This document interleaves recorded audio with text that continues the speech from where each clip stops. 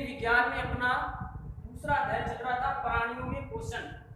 इससे पूर्व हमने मानव के अंदर पाचन की प्रक्रिया यानी भोजन को किस प्रकार से पचाया जाता है इसके बारे में अध्ययन किया था।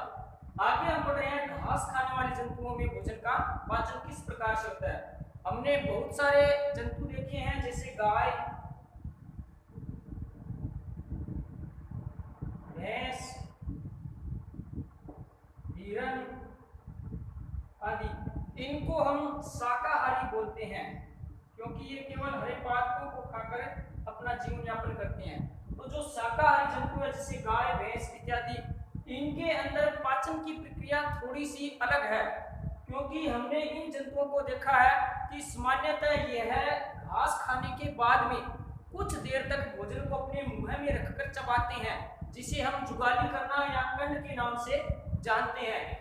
ऐसा ये इसलिए करते हैं क्योंकि घास खाने वाले जंतुओं के अंदर अमाशय 4 भागों में बंटा होता है।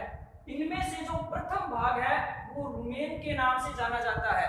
तो यह जंतु भोजन का आंशिक पाचन रुमेन में करने के बाद में जो घास है उसको बाद में अपने मुंह के अंदर लाकर धीरे धीरे चबाते हैं और जुगाली या फिर कंड करना जिसे हम बोलते हैं। तो अमाशय 4 भागों में बंटा होता है। रुमेन में भोजन का आंशिक पाचन किया जाता है।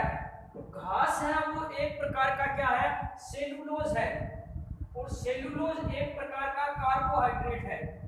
तो सेलुलोज में के अंदर कार्बोहाइड्रेट उपस्थित होता है।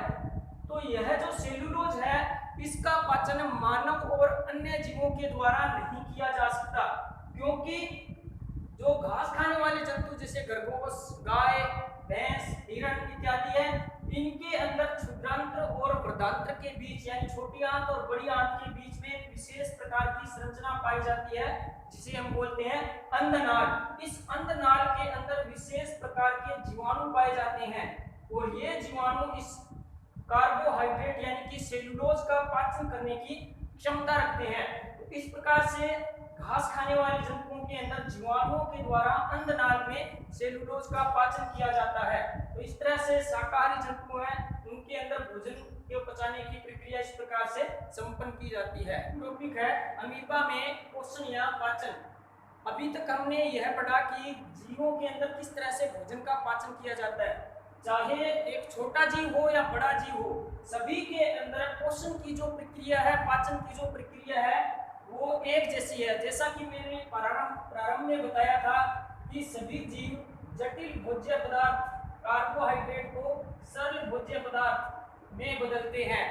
तो जीवों के अंदर जो पोषण की प्रक्रिया है वो अलग अलग प्रकार से हो सकती है। जैसे कि हमने देखा है कि एक कोशिकीय जीव है अमीबा, इसके अंदर एक कोशिका पाई जाती है और साथ में ही उस कोशिका के अंदर एक केंद्रक पाया जाता है और कुछ मात्रा के अंदर खाद्य धानियां पाई जाती है।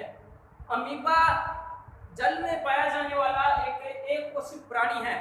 जब कभी भी इसको भोजन ग्रहण करने की इच्छा ग्रहण होती है तो यह अमीबा अपने अंदर विशेष प्रकार की संरचना जिसे हम बोलते हैं पादाप या कूटपाद या आभासी या कृत्रिम पेड़ के नाम से जानते हैं वो विकसित कर लेता है और अपने इन पदार्थ की सहायता से जल में तैरते हुए जो सूक्ष्म जीव है या भोजन के कण है उनको ग्रहण कर लेता है। बाद में यह जो भोजन के कण है ये अमीबा की खाद्य धानी के अंदर संचित कर लिए जाते हैं।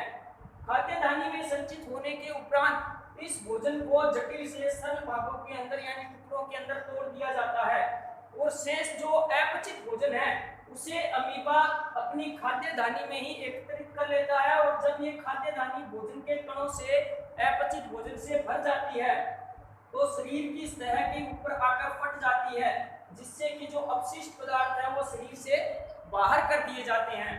तो कुल मिलाकर हमने इस पाठ के अंदर अध्ययन किया कि जीवों के अंदर पोषण पाचन की प्रक्रिया है वो अलग अलग प्रकार से ग्रहण करते हैं। जैसे कि प्रारंभ में मैंने बताया था कुछ फूलों के मकरंद को चूसकर, कुछ वेदन की प्रक्रिया के द्वारा, कुछ सीधे भोजन को ग्रहण करते हैं।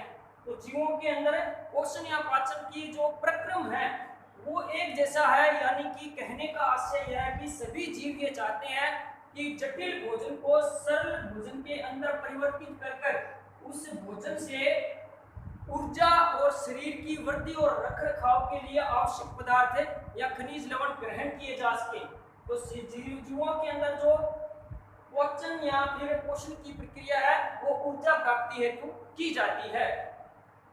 इस अध्याय के अंदर अपने ने जो भी पढ़ा है उसके लिए मेरा एक आपसे निवेदन है कि इस अध्याय के समस्त जो प्रश्नोत्तर हैं अभ्यास वो अपनी नोटबुक के अंदर आप कर लेवें और साथ में ही इस अध्याय को एक बार से किताब की सहायता से आप अध्ययन कर लें।